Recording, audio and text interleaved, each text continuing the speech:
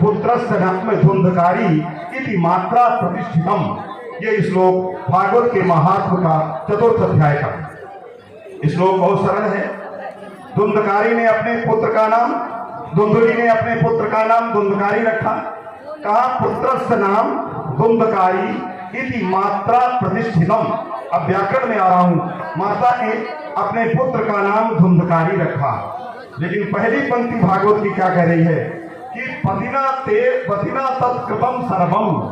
पति ने नामकरण के अलावा सारा काम किया, केवल अपने बेटे का नामकरण नहीं किया।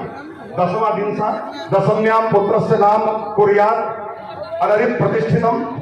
ऐसा नाम 10वें दिन पिता करता है जो शत्रु के लिए प्रतिष्ठित नहीं है और तद्धित नहीं है और द्वयक्षर नहीं है। इस तरह का सुंदर नाम रखता है। ये धर्मशास्त्र की व्यवस्था है। लेकिन आत्मदेव ने अपने पुत्र का नामकरण नहीं किया। पुत्र का नाम उसकी पत्नी जो धुंधुली थी उसने नाम किया, और शेष सारे पुत्र रक्षण हेतु के लिए पति आत्मदेव ने काम किया। ये तो सामान्य उस श्लोक का अर्थ था। लेकिन आप विचार करो, हो सकता है इस मेरी बात को बहुत लोग न समझें, लेकिन जो शास्त्रज्ञ हैं वो जरूर मेरी बात पर ध्यान देंगे। यहाँ पर भगवान वेदव्यास जी ने एक शब्द लिखा पतिना। ये पतिना व्याकरण से नहीं बनता,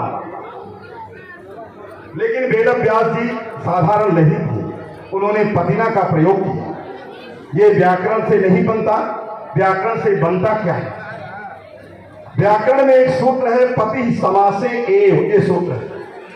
और वो सूत्र कहता है कि पति शब्द से घी संज्ञा चेत समासे एव, ये व्याकरण है।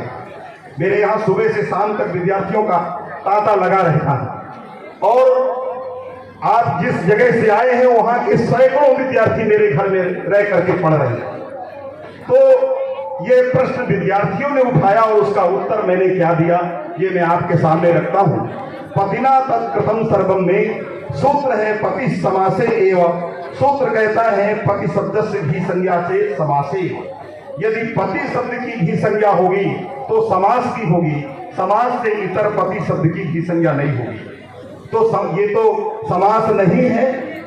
समास कहाँ है? भूपते। उदाहरण आपको भूपते मिलता है। भूपति ने भुवाम पति भूपति, यहाँ समास है। भूपति ना भूपते, ये सारे भूपते ये सब प्रयोग मिलते हैं। और इसमें पत्या मिलता है। पति शब्द की तृतीया विभक्ति में पत्या, पतिना नहीं बनता। लेकिन भगवान वेदव्यास जी ने भागवत के महात्म्य में पतिना लिखा। एक ये बात आपके सामने काशी में रख रहा हूं।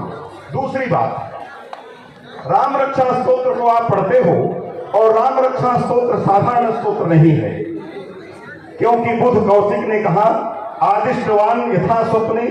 जैसे भगवान शिव ने रात्रि में मुझे स्वप्न दिया लिखने का, मैंने वैसे लिख दिया है और कुछ नहीं।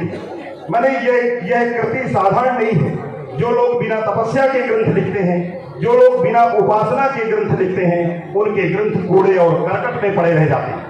इसलिए ग्रंथ हमेशा तपस्या से लिखना चाहिए, साधना से लिखना चाहिए। आज संत शिरोमणि तुलसीदास जी का वो रामचरितमानस जो तपस्या से ओतप्रोत है, वो प्रत्येक व्यक्ति के हाथ में है। उसका मूल कारण है वो लेखक तपस्वी है। इसलिए तपस्या से लिए लिखे गए ग्रंथ ही कारगर होते हैं।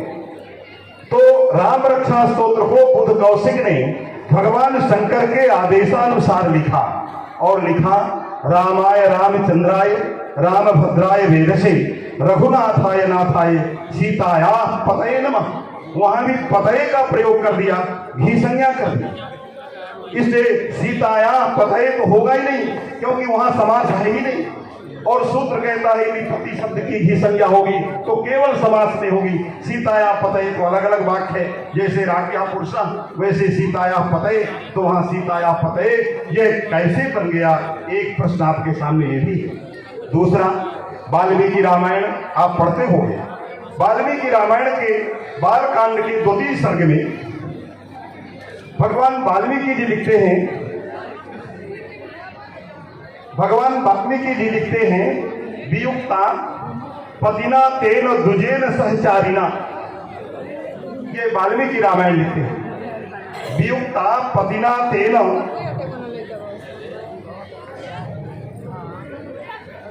वाल्मीकि रामायण बालकांड और दूसरा सर्ग उस दूसरे सर्ग में ये श्लोक आता है, वियुक्ता पतिना तेन द्विजेन सहचारिणा, ये पहला वाक्य है। वहां द्विजेन का अर्थ पक्षी है, सहचारिणा द्विजेन पक्षिणा तेन पतिना वियुक्ता। दो पक्षी थे, जुगल थे, एक स्त्री जात का पक्षी था, एक पुरुष जात का पक्षी था।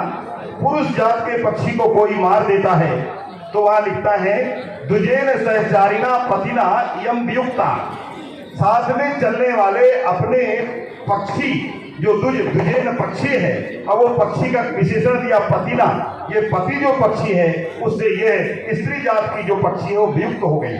वहां पतिना का प्रयोग किया जबकि समास नहीं। तो वाल्मीकि रामायण भी लिखते हैं, वियुक्ता पतिना तेनो द्विजेन सहचारिणा, और बुद्ध को सिंह लिखते हैं सीताया पतये नमः, और ये स्वयं वेद व्यास जी भी लिखते हैं, पतिना तत्कृतं सर्वं पुत्र रक्षण है तवे। ये सारी बातें लिखते हैं। सब व्याकरण विरुद्ध है क्या? क्या ये शास्त्र विरुद्ध है क्या? इस पर हमें चिंतन करना चाहिए। यह चिंतन काशी की पावन धरा में होता है, इसलिए मैं आपके सामने प्रस्तुत कर रहा हूं। काशी में ये परंपरा है, यहाँ शास्त्र का चिंतन होता है, और मैंने उस शास्त्र चिंतन में क्या किया, यह मेरा चिंतन है, और ये किस तरह से प्रमाणित है अन्य शास्त्रों में, ये बात आपके सामने रख रहा हूं। मैं आज से 15 दिन पहले यह सिद्धांत कौमुदी का पाठ पढ़ा रहा। मैंने क्या सोचा, पाठ पढ़ा रहा था, पाठ बहुव्रीहि समास का था। वहां प्रयोग चर्चा आती है, सपत्नी शब्द विधा, ये वाक्य है। सपत्नी शब्द 3 प्रकार का होता है, एक सपत्न शब्द, एक समानः पति यस्या सपत्न, ऐसे करके 3 भेद किया सपत्नी शब्द के, और उससे सापत्य और सापत्न प्रयोगों की सिद्धि किया। उसने कहा समानः पति यस्या में जो पति है वो विवाह निबंधन पति है, और जो सपत्न घटक रूढ़ जो सपत्न शब्द है उसमें जो पति है वो स्वामी राजा का पर्याय पति है। अर्थात एक पति वो है जो राजा का वाचक है, एक पति वो है जो विवाह में निमित्त पति है। जब तक उस विवाह के मंडप में नहीं आया तब तक उस मासपिंड व्यक्ति में पतित्व नहीं था।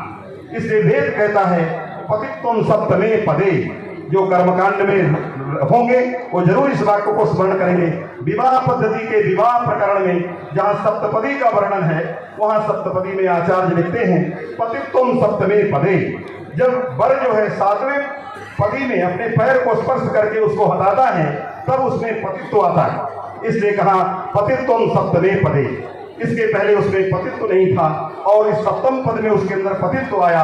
एक पति यह है, ये व्याकरण में चर्चा में आया, और ये चर्चा करके मैंने पूरी बात पढ़ाई, और पढ़ा करके भगवती जगदम्बा का दर्शन प्रतिदिन होता है, करता हूँ। करने के बाद जब रास्ते में जाने लगा, मैं आपकी अपनी दिल की बात बता रहा हूँ, जब जाने लगा तो मेरे मन में आया कि ये सीताया पतये नमः को क्या किया जाए। ये सारे वाक्य मेरे मन में आने लगे। मेरे अंदर से एक भावना आई, या कोई ऐसा मुझे कहा कि अरे पति समास है, एवं में पति शब्द जो है राजा का पर्याय है, इसलिए तो उदाहरण भूपति दिया गया है, वहां विवाह निबंधन पति नहीं। इसलिए विवाह निबंधन पति में पति समास से उस सूत्र की प्रवृत्ति नहीं होती, क्योंकि नियम की कुक्षी में विवाह निबंधन पति शब्द का प्रवेश नहीं। ऐसे नियम है।